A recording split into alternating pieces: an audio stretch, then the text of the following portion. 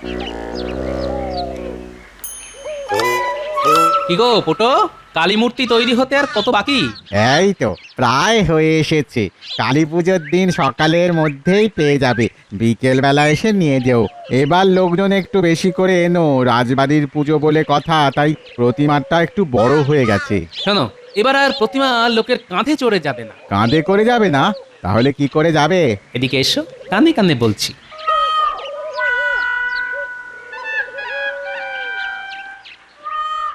বাবা, তাহলে তো দারুণ একটা ব্যাপার হবে। তবে খবরদার, এ কথা যেন পাঁচখান না হয়। মনে রাখবে, এ আমার কথা নয়, এ হলো মহারাজের আদেশ। তুমি নিশ্চিন্তে থাকো গোপাল দাদা, আমি ছাড়া এ কথা কাকপক্ষীও টের পাবে না। তাহলে আমি আসি, কালী পুজোর দিন বিকেল বিকেল চলে আসবো। আর হ্যাঁ, সেই সময় তোমার এখানে যেন আর কেউ না থাকে। ঠিক আছে, তাই হবে। আর সব ঠিকঠাক হলে মহারাজকে বলে তোমার মজুরি বাড়িয়ে দেব। ঠিক আছে।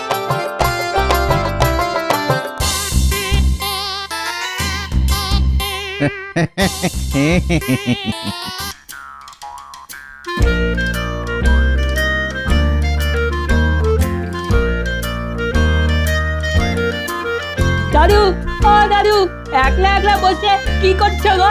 পাহারা দিচ্ছি। কি পাহারা দিচ্ছ গো? তোদের দিদিমা একটু পুকুর ঘাটে গেছে তো, তাই রান্নাঘর পাহারা দিচ্ছি। আজ রাজসভায় যাবে না? আজ রাজসভা ছুটি। কেন ছুটি কেন? মহারাজ তো কালী পুজোয় নবাবকে নেমন্তন্ন করতে মুর্শিদাবাদ গেছেন, তাই আজ রাজসভা বন্ধ। কি মজা! গোপাল দাদু ছুটি ছুটি, গোপাল দাদু আজ সারাদিন ধরে আমাদের সঙ্গে খেলা করবে। না, আজ কোনো খেলা নয়, বরং গোপাল দাদু আজ আমাদের আতশবাজি তৈরি করে দেবে। আতশবাজি তৈরি করব আমি? ব্যাস, তবেই হয়েছে। না না, কোনো কথা শুনবো না, আমাদের আতশবাজি তৈরি করে দিতেই হবে। বিশ্বাস কর, আমি আতশবাজি তৈরি করতে পারি না রে। তাহলে কথা দাও, কালী পুজোর দিন আমাদের অনেক আতশবাজি কিনে দেবে। হ্যাঁ, সে না হয় কিনে দেওয়া যেতেই পারে। তা কি কি আতশবাজি তোরা চাস? পুচকে বলছিল ওর ফুলঝুরি চাই, আর আমি পোড়াবো চরকি। আমি পোড়াবো রং মশাল। আর টেপা বলছিল টেপার পটকা চাই, দুম পটাস করে ফাটবে আর সকলে চমকে উঠবে। কি মজাই যে হবে। আমি নেব দোতমা, তলায় তুম, আবার ওপরেও তুম। বেশ, যা জমবে না। ঠিক আছে ঠিক আছে, ফুলঝুরি, রংমশাল, চরকি, পটকা, দোদমা সব হবে। গোপাল দাদু, তুমি না খুব ভালো। বাবা, সকাল বেলাতেই টেকো বুড়োর আসর যে একেবারে জমজমাট। এই নজর দিও না গিন্নি, নজর দিও না। এই গোপাল যেখানেই আসর বসাবে সেখানেই জমজমাট হয়ে যাবে, সে ঘরই বলো কিংবা রাজসভা।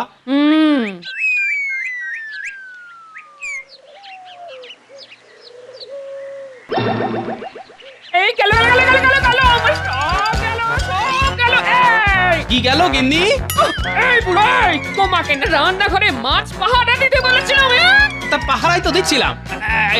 এই দেখো কোথাও নড়িনি। তাহলে বেড়ালে মাছ নিয়ে যায় কি করে? সে বেড়াল যদি আমার থেকেও চালাক হয়, তাহলে আমি কি করবো বলো তো? কি করবে?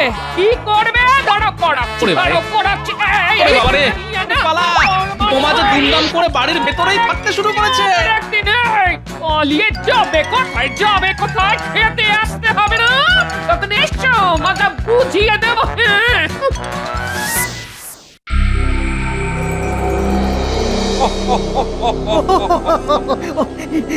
একটা যা চাল চেলেছেন না হুজুর, ওই চালেই এতদিন বাদে কৃষ্ণচন্দ্র হবে কার। শুধু কাপ নয়, একেবারে কুপোগাত। হ্যাঁ, বড় মুখ করে এলো আর কালো মুখ নিয়ে গেল। কৃষ্ণচন্দ্রের মুখের তখন কি অবস্থা, যেন তেতো পাঁচন গিলেছে। গোপালের ভরসায় থেকে সাপের 5 পা দেখেছিল তো, এবার দেখবে চোখে ছানা ভরা। হ্যাঁ,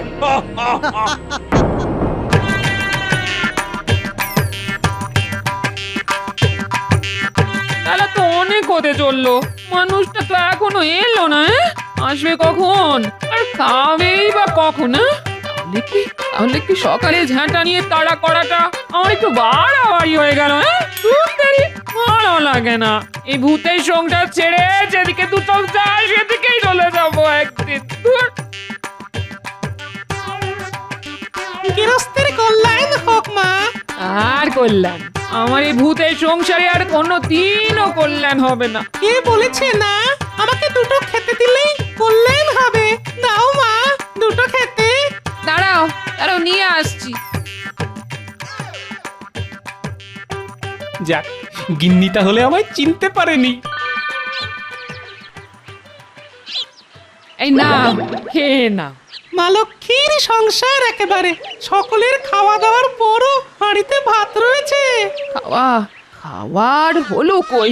ঘরের মানুষটা তো এখনো খায়নি, তাই আমার খাওয়াও হয়নি। তাই নাকি? তা ঘরের মানুষটা এখনো খায়নি কেন মা? সকালে রাগের মাথায় আমি যে তাকে ঝেঁটা নিয়ে তাড়া করেছিলাম। ঝাঁটা নিয়ে তারা? না না না, খুব অন্যায় করেছো মা। স্বামী ঘরে এলে তার পা ছুঁয়ে ক্ষমা চেয়ে নিও, কেমন? সে তো নিতেই হবে। তাহলে আর দেরি করছো কেন? নাও। এই এই তুই কে রে? আমাকে চিনতে পারলে না গিন্নি? আমি তোমার অকর্মাত ভারী টেকো বুড়ো। ও তুমি? দাঁড়াও দাঁড়াও, আজ তোমার হচ্ছে। দাঁড়াও দাঁড়াও দাঁড়াও। এই, এই, মারবে না, মারবে না, কিন্তু মারবে না।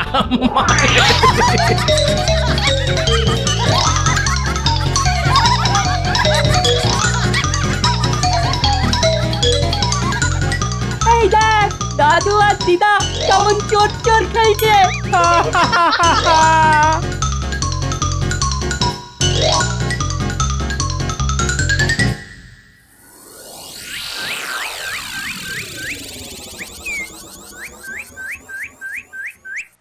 দূর দূর দূর, ভাবলাম আজ অন্তত ঠিকঠাক সময় রাজসভায় পৌঁছবো, কিন্তু আজও দেরি হয়ে গেল। এরপর গিয়ে হয়তো মহারাজের দাঁত খিচুনি খেতে হবে।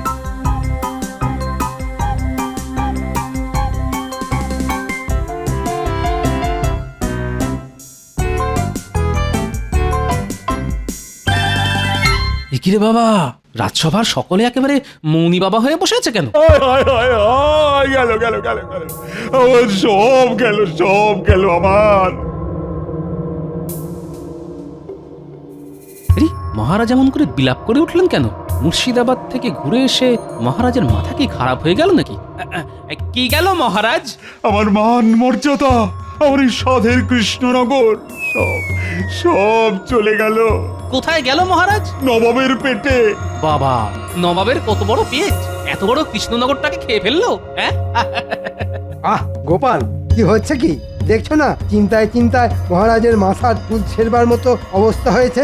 কিন্তু আমি তো টেকো, তা ওই কম্মটা আমার দ্বারা হবে না। তা মহারাজ, পুরো কথাটা আমাদের না বললে আমরা কি করে বুঝবো আপনার সমস্যা? হ্যাঁ মহারাজ, মুর্শিদাবাদে গিয়ে কি হয়েছে সেসব খুলে বলুন। আমি তো নবাবকে কালী পুজোয় নিমন্ত্রণ করতে গেলাম।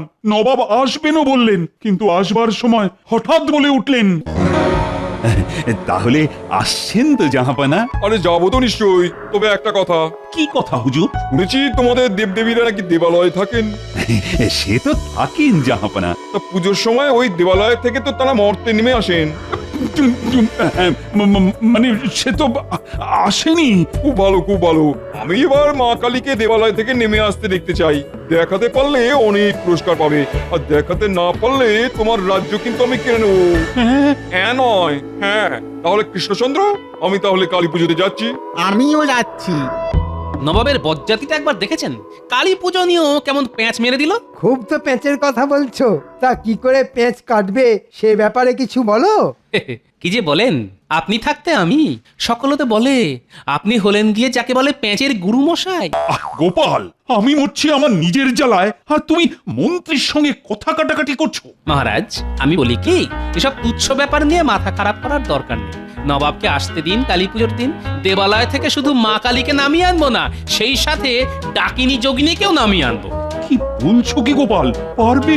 আমার মাথায় আপনার আর রানীমার আশীর্বাদ থাকলে ঠিক পারবো মহারাজ। কিন্তু গোপাল, দেবদেবীরা দেবালয়ে থাকেন আর পুজোর সময় তারা দেবালয় থেকে নেমে আসেন, এ তো আমাদের মনের কল্পনা মাত্র।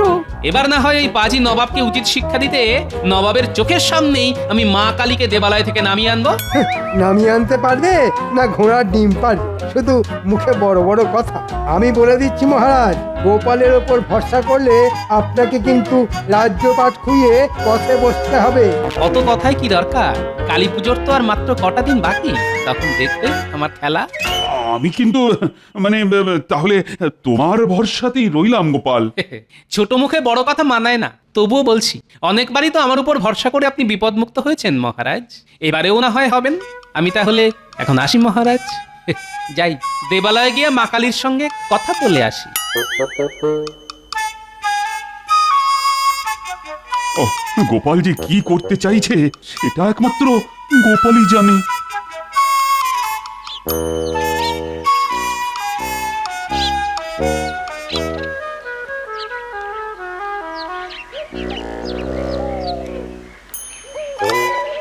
কি গো পোটো, কালী মূর্তি তৈরি হতে আর কত বাকি?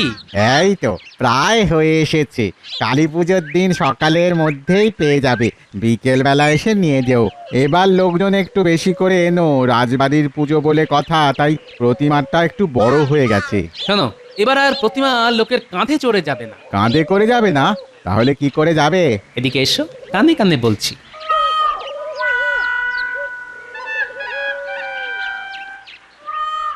বাবা, তাহলে তো দারুণ একটা ব্যাপার হবে। তবে খবরদার, এ কথা যেন পাঁচখান না হয়। মনে রাখবে, এ আমার কথা নয়, এ হলো মহারাজের আদেশ। তুমি নিশ্চিন্তে থাকো গোপাল দাদা, আমি ছাড়া এ কথা কাকপক্ষীও টের পাবে না। তাহলে আমি আসি, কালী পুজোর দিন বিকেল বিকেল চলে আসবো। আর হ্যাঁ, সেই সময় তোমার এখানে যেন আর কেউ না থাকে। ঠিক আছে, তাই হবে। আর সব ঠিকঠাক হলে মহারাজকে বলে তোমার মজুরি বাড়িয়ে দেব। ঠিক আছে।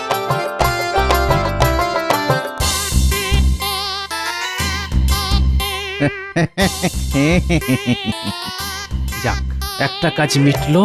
এবার যেতে হবে বিজ্ঞানীর বাড়ি, তাকে বুঝিয়ে সুঝিয়ে সেই উড়ুপ্পু খাটের মতো তিনটে উড়ুপ্পু জল চৌকি বানিয়ে নিতে হবে। যাই দেখি সে আবার এখন বাড়ি আছে কিনা। যা, দরজায় তালা দিয়ে আবার কোথায় গেল? এই তো আসছে। বিজ্ঞানী, বিজ্ঞানী, আরে গোপাল, কি ব্যাপার? খুব জরুরি একটা কথা আছে। এসো, ভেতরে এসো।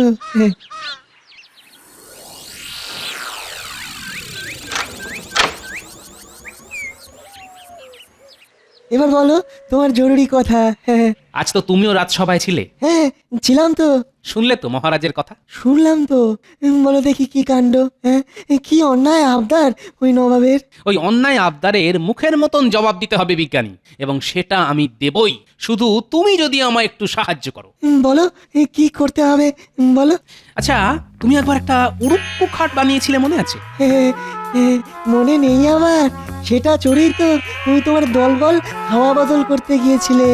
কিন্তু বিজ্ঞানী, এবার আর উড়ুপ্পু খাট নয়, এবার তোমায় বানাতে হবে তিনটে উড়ুপ্পু জল চৌকি, একটা বড় আর দুটো ছোট। কি কালী পুজোর সকালের মধ্যে বানিয়ে দিতে পারবে তো? তবে এই দিয়ে নবাবকে মুখের মতো জবাব যদি দেওয়া যায় তাহলে অবশ্যই পারবো। তবে একটা কথা, এই কথাটা তুমি আর আমি ছাড়া আর কেউ যেন জানতে না পারে, এমনকি মহারাজও নয়। ঠিক আছে, তাই হবে। যাক, আরো একটা কাজ মিটলো। এবার খুঁজে বের করতে হবে আমার খুদে পল্টন।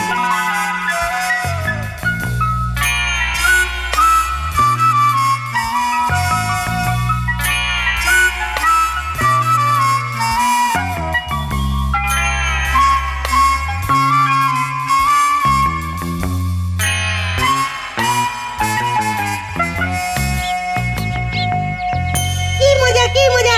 গোপালন দিয়ে এসে গেছে, গোপালন দিয়ে এসে গেছে। দাদু এবার আমাদের সঙ্গে খেলা করবে। দাদু, আজ কিন্তু আমরা চোর চোর খেলবো। খেলা তো হবে, কিন্তু দাদু, আমার ফুলঝুরি আর চোরকি। হবে হবে হবে, সব হবে, খেলাও হবে, আতশবাজিও হবে। তবে তার আগে আমার কিছু কথা শুনতে হবে তোদের। বলো বলো, কি শুনতে হবে? তাহলে এখানে নয়, আমার সঙ্গে আমার বাড়ি চল।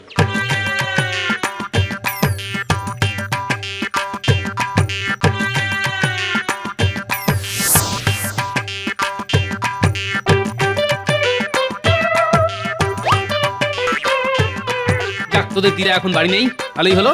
ওর কানে এসব কথা না যাওয়াই ভালো। খুব কি গোপন কথা? হ্যাঁ, খুব গোপন। আয়, ঘরের ভেতর আয়।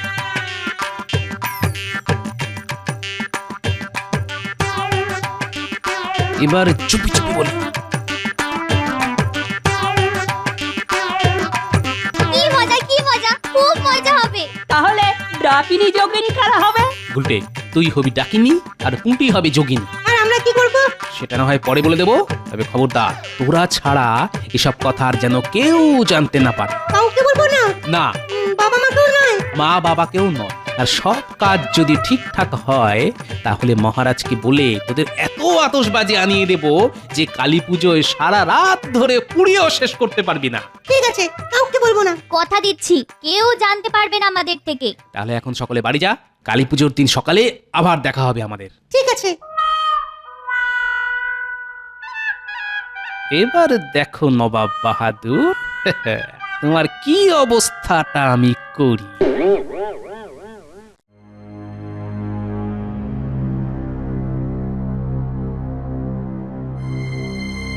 কি হলো? খাবারের থালা সামনে রেখে অমন করে বসে রইলেন কেন? খেয়ে নিন। গলা দিয়ে নামছে না রানী, আজ বারে কাল কালী পুজো। তো আচ্ছা রানী, গোপাল তো রাজসভায় সকলের সামনে জোর গলায় বলে গেল যে কালী পুজোর দিন সে দেবালয় থেকে মা কালীকে নামিয়ে আনবে, কিন্তু কি করে আনবে বলো তো? আপনি এত চিন্তা করছেন কেন? গোপাল যখন বলে গেছে তখন নামিয়ে আনার দায় গোপালের। ওহ, কিন্তু যদি আনতে না পারে তাহলে তো নবাব আমার হাত থেকে এই রাজ্য কেড়ে নেবে বলেছে। আবার বলছি, গোপাল থাকতে এত চিন্তা করবেন না তো। নিন, খেয়ে নিন।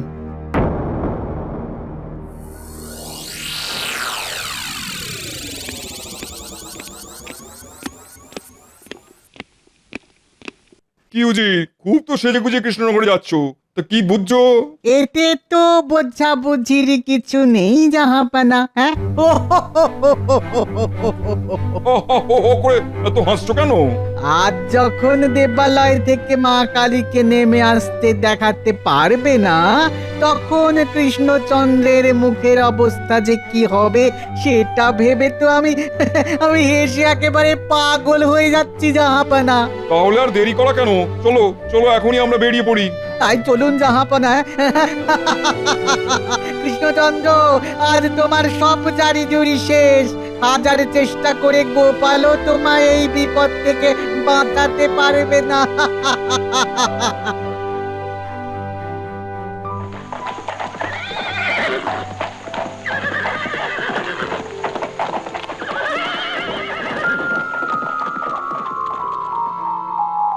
কি যে হলো? গোপাল, ও গোপাল, কোথায় গেল গোপাল? কোথায় আবার যাবে মহারাজ? দেখুন গিয়ে বেগতিক দেখে সে হয়তো কৃষ্ণনগর ছেড়ে পালিয়েছে। আই, একদম বাজে কথা বলবে না মন্ত্রী। আমাকে এই বিপদের মুখে ফেলে গোপাল কখনোই পালিয়ে যেতে পারে না। পালিয়েছে কি পালায়নি সেটা রক্ষীরা ফিরে এলেই বুঝতে পারবেন। কি রক্ষী, গোপালের খবর পেলে? না মহারাজ, গোপাল বাড়ি নেই। তাহলে মিলে গেল তো আমার কথা। গোপালের ভরসায় থেকে আপনি আজ ধনে প্রাণে মারা গেলেন মহারাজ।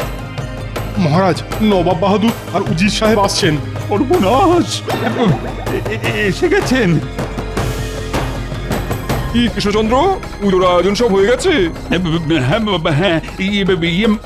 মানে হ্যাঁ জাহাপনা, এই দেখুন সাজানো গোছানো মণ্ডপ।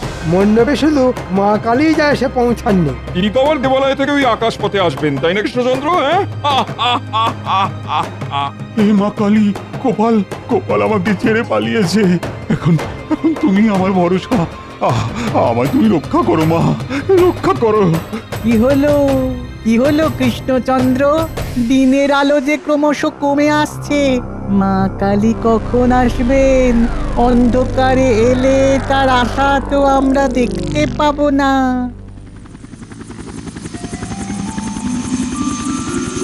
ওই তো গোপাল আসছে। তাই তো। এই গোপাল, তুমি কোথায় গিয়েছিলে? কোথায় আবার যাব মহারাজ? দেবালয়ে গিয়েছিলাম। দেবালয়ে। দেবালয়ে? হ্যাঁ মহারাজ, আসলে মা কালী তো প্রতি বছর মাঝরাতের অন্ধকারে দেবালয় থেকে মর্তে নেমে আসেন, কিন্তু এবার তো আর সেটা হলে চলবে না। স্বয়ং নবাব বাহাদুর আবার মায়ের নেমে আসার দৃশ্য দেখতে চেয়েছেন। তাই কি? তাই দুপুর থেকে দেবালয়ে গিয়ে ধর্ণা দিয়ে বসেছিলাম। কি বলবো মহারাজ, মা কালী তো এত সকাল সকাল আসতেই চাইছিলেন না, কিন্তু অনেক ভুজুং ভাজুং দিয়ে, অনেক জপিয়ে চাপিয়ে। কোন অবিশ্বাসী আমাদের মায়ের দেবালয় থেকে আসা নিয়ে ঠাট্টা তামাশা করেছে? কে? কোন নরাধম? এই খাঁড়া দিয়ে এক্ষুনি তার গলা কেটে মায়ের হাতে মুন্ডমালা করে ঝুলিয়ে দেব। এই এই এই এই ডাকনি জগনি, তোমাদের এই ভয়ঙ্কর চেহারা দেখে আমার যে বড্ড ভয় করছে। ভয়? আমাদের দেখেই ভয় পেয়ে গেলি? ওরে, মাছ এখন রাগে পাথর হয়ে আছে, কিন্তু যখন এই পাথর থেকে জেগে উঠবে তখন তো সব কিছু লন্ডভন্ড করে দেবে। বল কোথায় সেই অবিশ্বাসী? দেখিয়ে দে আমাদের। এই বেটাই কি সেই অবিশ্বাসী? না না না না, আমি না। তাহলে কে? উচিত গতিক সুবিধার নয়, পালাও। তাহলে এই বেটাই।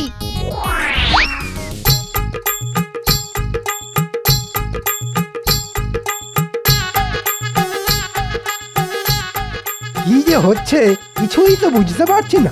আমার মাথাতেও কিচ্ছু ঢুকছে না। দাদু, নবাব আর উজির সাহেবকে তাড়া করে একেবারে রথে তুলে দিয়ে এসেছি। ভয় পেয়ে এমন যা রথ ছুটিয়েছে না। এতক্ষণে তারা হয়তো কৃষ্ণনগর ছেড়ে পালিয়ে গেছে। সাবাস গুলটে, সাবাস পুটি। দাদু, গুলটে, পুটি, এই গোপাল, এসব কি হচ্ছে? কি বুঝতে পারলেন না? পুটি আর গুলটে ডাকিনী যোগিনী সেজেছিল, আর আমাদের বিজ্ঞানী তার বিজ্ঞানের কারিকুরি দিয়ে তৈরি করেছে ওই উড়ন্ত জল চৌকি, যাতে বসে আমরাও এলাম, আবার মা কালীকেও নিয়ে এলাম। উড়ন্ত জল চৌকি? কেন মহারাজ, মনে নেই? অনেক দিন আগে বিজ্ঞানী এরকম একটা উড়ুক্কু চৌকি তৈরি করে দিয়েছিল, যাতে করে আমরা বেড়াতে গিয়েছিলাম। মনে পড়েছে। সত্যি গোপাল, আজ তুমি না থাকলে যে কি হতো। শুধু আমার একার দ্বারা এসব হয়নি মহারাজ, বিজ্ঞানী আর গুলটে পুঁটি না থাকলে আজ কিন্তু এই অসাধ্য সাধন করা সম্ভব হতো না। ও হ্যাঁ, আর এই সঙ্গে আমাদের পোটো মানে প্রতিমা শিল্পী, সেও আমাকে যথেষ্ট সাহায্য করেছে। দাদু, সবই তো হলো, কিন্তু আমাদের আতশবাজি। মহারাজ, আমার নাতি নাতনিরা আতশবাজি পোড়াবার বায়না ধরেছে, কিন্তু আমি তো গরিব মানুষ মহারাজ, আতশবাজি কেনার অতগুলো টাকা আমি কোথায় পাবো বলুন? সে চিন্তা আমার। আমি আজ ওদের ঝুড়ি ঝুড়ি গাড়ি গাড়ি আতশবাজি কিনে দেব। কত পোড়াতে পারে আমিও দেখবো। কি মজা! মহারাজের জয় হোক। না না না, আমার জয় নয়, সকলে বলো গোপালের জয়। জয় গোপালের জয়। জয় গোপালের জয়। দেখেছো, এবারও পেট মোটাটা কেমন ফাঁক তালে নাম কিনে নিল। সত্যি গোপাল, তুমি সত্যই ধন্য। না মহারাজ, আমি অতি নগণ্য।